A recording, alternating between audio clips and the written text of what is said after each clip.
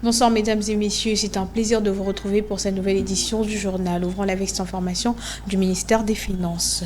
Le ministre des Finances Doudou Fambani Koundé a plaidé pour une transformation en profondeur du système fiscal congolais en plaçant la taxe sur la valeur ajoutée au centre de la stratégie de la mobilisation de ressources internes. Suivez ce reportage de Julia Boutéwa.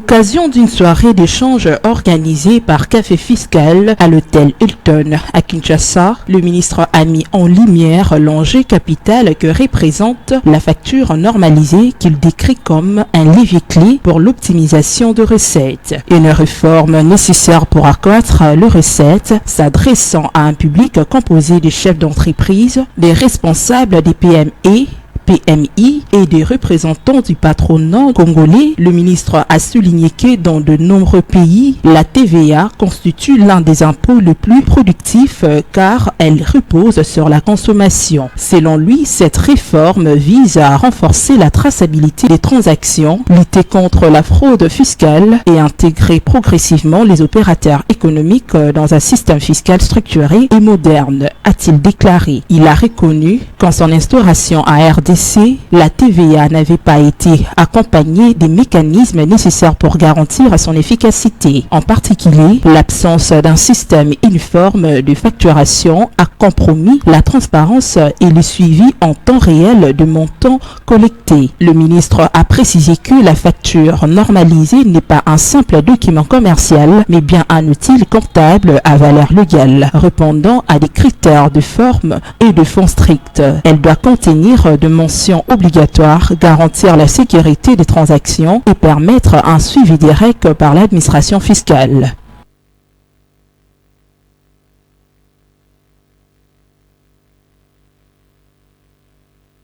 Gouvernorat Kinshasa, le gouverneur de la ville, Daniel Bumba-Lubaki, a effectué une visite au centre hospitalier Kingasani dans le cadre du projet Promekin ce mercredi 30 juillet 2025. Suivez.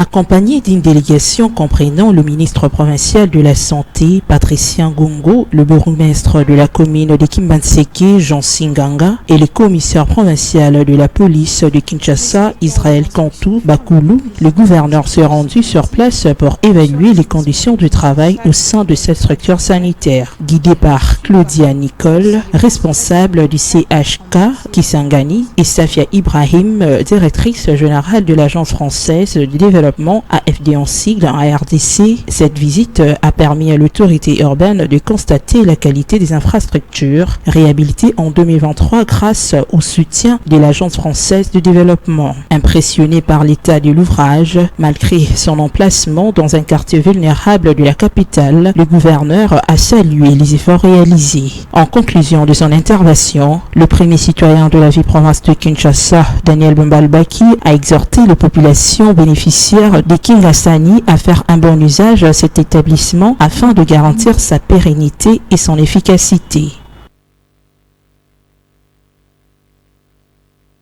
Restons toujours dans ces mêmes chapitres, respectant les instructions fermes du président de la République, Félix-Antoine Tshisekedi, portant sur l'assainissement de la ville de Kinshasa. Le directeur général du Fonds d'assainissement de Kinshasa était reçu par le conseiller principal du chef de l'État en matière de l'environnement ce mercredi 30 juillet 2025. Suivi.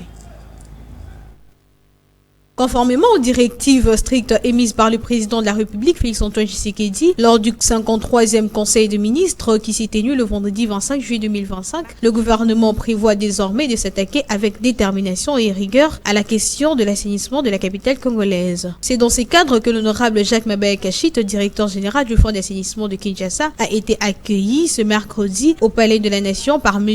Baudric Kilola Makwala, conseiller principal du chef de l'État responsable de l'environnement. Cette réunion de grande envergure visait à étudier le fonctionnement présent du Fonds d'assainissement de Kinshasa, FONAC, les problèmes structurels constatés sur place et à suggérer des solutions pratiques pour une amélioration durable des conditions de vie à Kinshasa. Au cœur des discussions, le besoin d'un meilleur travail d'équipe entre les organismes impliqués, l'engagement de ressources financières appropriées et la responsabilisation des intervenants à toutes les échelles. Le directeur général Jacques Mabaya Kachit a présenté les actions prioritaires du FONAC tout en réaffirmant son engagement à traduire en actes concrets la vision présidentielle portée par le gouverneur Daniel Bumba-Lubaki.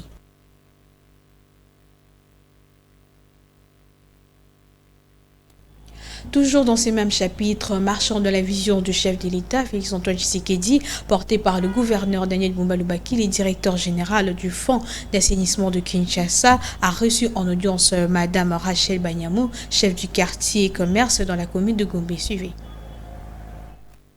Dans le but de matérialiser la vision du chef de l'État, Félix-Antoine Tshisekedi, portée judicieusement par le gouverneur Daniel Bumba-Lubaki, le directeur général du Fonds d'assainissement de Kinshasa, l'honorable Jacques Mabé-Akachit, a eu une rencontre avec Madame Rachel Banyamou, responsable du quartier commerce dans la commune de Gombe. Cela s'inscrit dans le cadre de ces rencontres régulières avec des acteurs locaux impliqués dans l'amélioration des normes d'hygiène et de salubrité à Kinshasa. Lors de cette réunion conviviale et productive, l'honorable Jacques Mabé-Akachit a salué les efforts louables de Madame Banyamou, la qualifiant de femmes résilientes et d'exemplaires chefs de quartier. Il a fortement encouragé à continuer sur cette trajectoire tout en renouvelant son appui à toutes les femmes leaders qui jouent un rôle actif dans le changement positif de la capitale congolaise.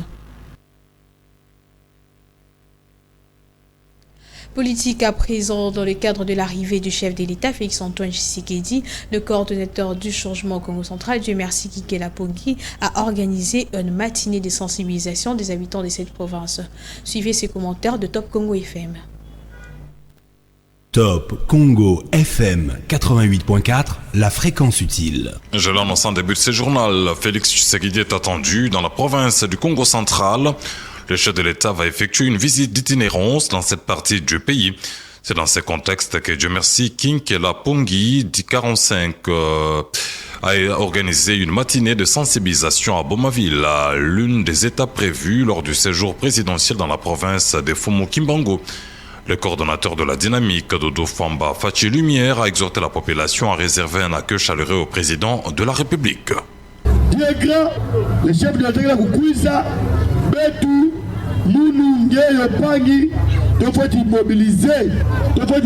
Dieu est grand, le chef de l'État arrive bientôt.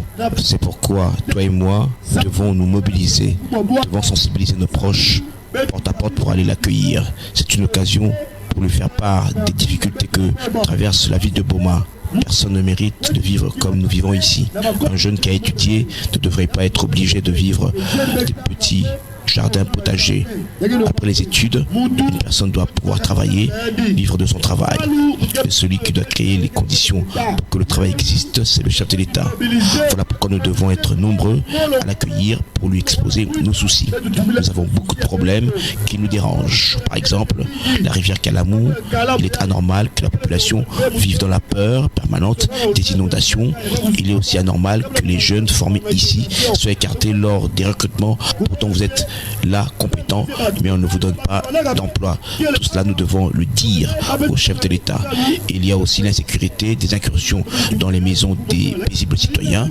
Les gens ont peur de garder $100 car il y a des criminels qui rôdent. Nous devons également demander au président de renforcer l'effectif de la police et de mettre les moyens nécessaires pour assurer la sécurité de notre ville. Effectif à la police, la mort à la police, ça nous va sécuriser bientôt.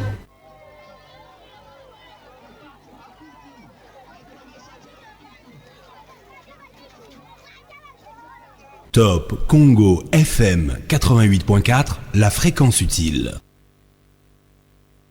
C'est la fin de cette édition, mesdames et messieurs. Merci de l'avoir suivi. Au revoir.